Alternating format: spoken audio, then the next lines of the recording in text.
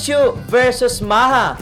Salvador binubuhay. Kasi nga, di ba, nagkakambak ang Maha. So, ayun na.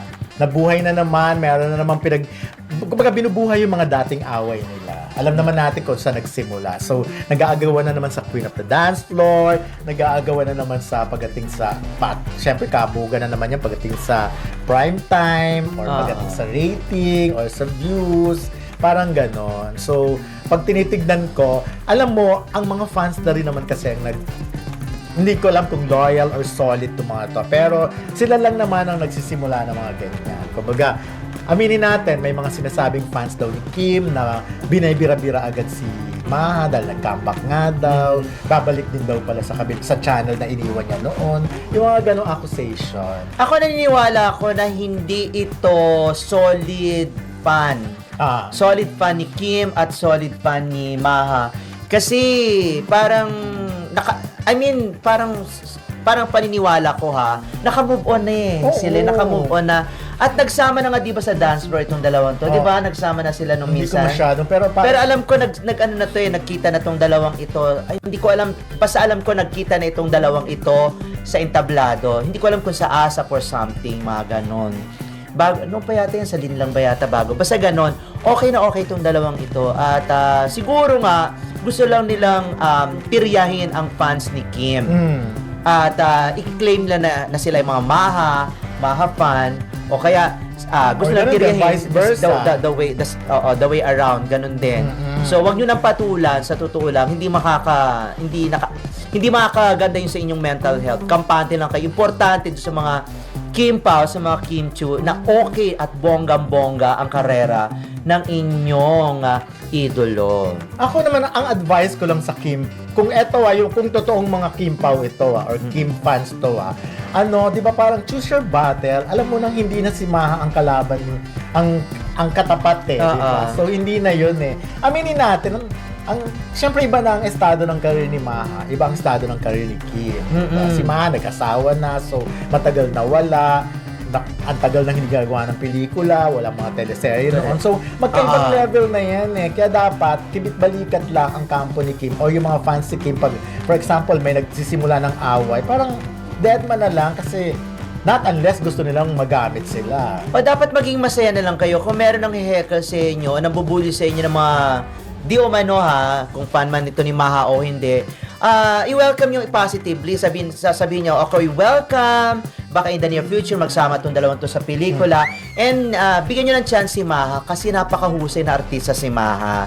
At sa panahon ngayon at parang paulit-ulit na lang natin napapanood yung mga artista magmula dito sa isang teleserye na to tungkol sa kapila, tapos from the teleserye ng network na ito lumipad doon sa kabilang network, ganun din ang role, parang paulit-ulit na nakakasawa. So kailangan natin ng mga bagong mukha at bagong ipapakitang husay. At medyo matagal na rin napahinga tong si Maha. So, Maha, it's about time na makita na rin natin kung ano ang maibibigay niya this time. At saka napakalaki ng market Hindi naman yan, kanya-kanyang fans yan, kanya-kanyang mundo yan, kanya-kanyang kampo. And remember, nabuhay nga si Kim, ang Kim Pao, nang sila lang. Oo. So, walang kailangang patulan kung ano pa man. Ako naniniwala ako na walang makakatapat, walang katapat ang Kim Pao dun sa kanilang generation. Sa kanyang genre.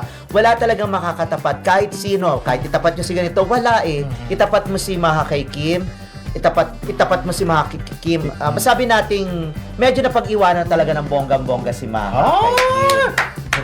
Statement mo. Hindi totoo naman kasi sinasabi ko kanina, ibang level na nga. Oo, iba na kasi parang nagsisimula ulit ngayon si Maha.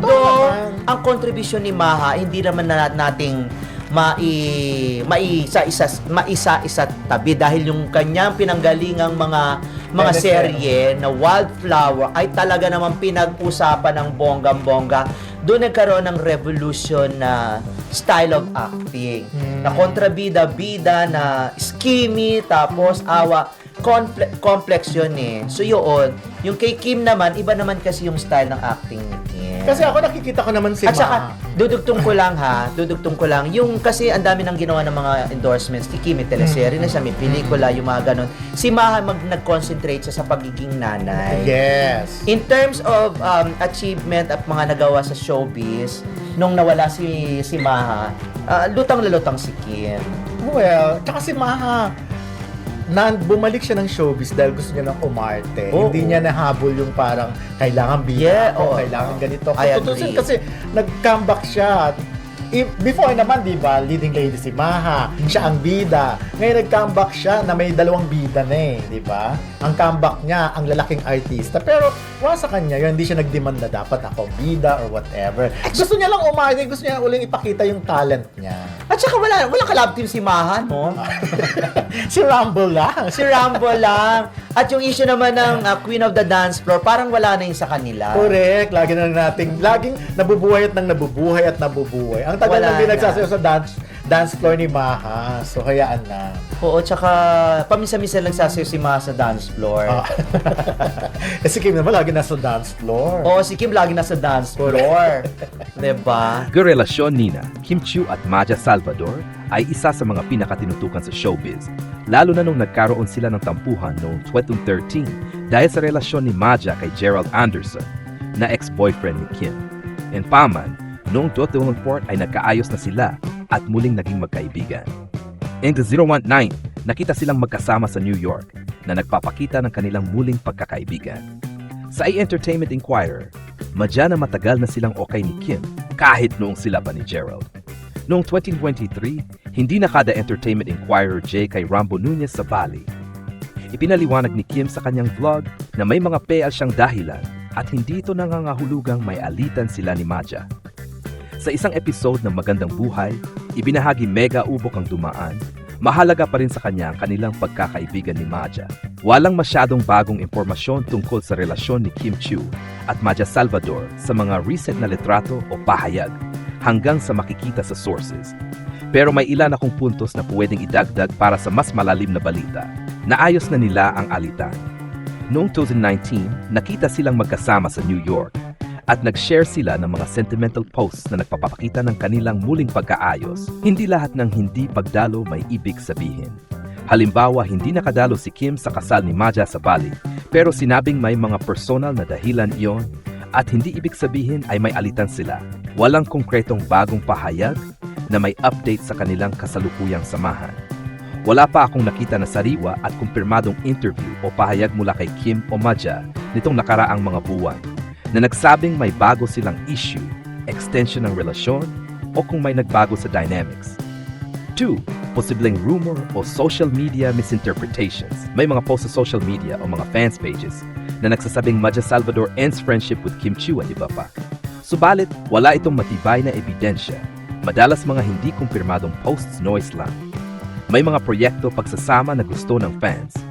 May mga artikulo na nagsulat na maraming fans ang gustong makita uli silang magkasamang proyekto dahil sa kanilang chemistry, lalo na't madalas silang maging magkakontrabida sa mga teleserye na pinagbibidahan nila.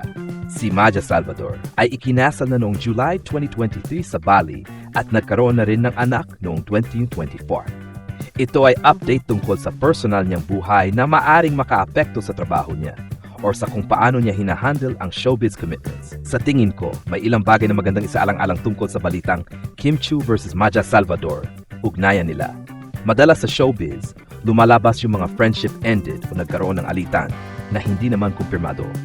Importante na hindi agad paniwalaan ang lahat ng nakikita sa social media. May mga post na walang sources, walang direktang pahayag mula sa mga taong involved. 2. May mga pagkakataon ng reconciliation. May mga nakalap na impormasyon dati na reconciled na sila o nagkaroon ng mga pagkakataon na magkasama sila sa mga events o kaya sa kanilang travel. Yahoo News Malaysia. Ibig sabihin, hindi black and white ang kanilang relasyon. May mga face na maganda, may mga face na tila may hindi pagkakaintindihan. Maaring may mga personal na dahilan kung bakit hindi sila lumalabas na nagkakasama o hindi nagtutulungan sa mga events.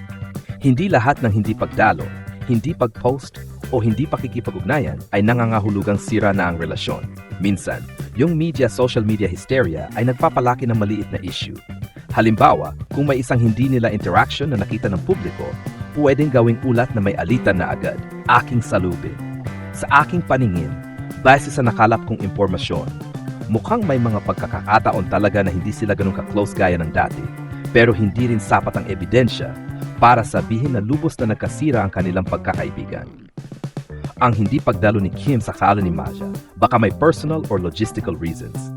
Hindi ito automatic na senyales ng permanenteng alitan. May posibilidad na may misunderstanding o hindi pagkaintindihan lang. At kung gusto nila, pareho naman silang may kapangyarihan na pag-usapan at ayusin.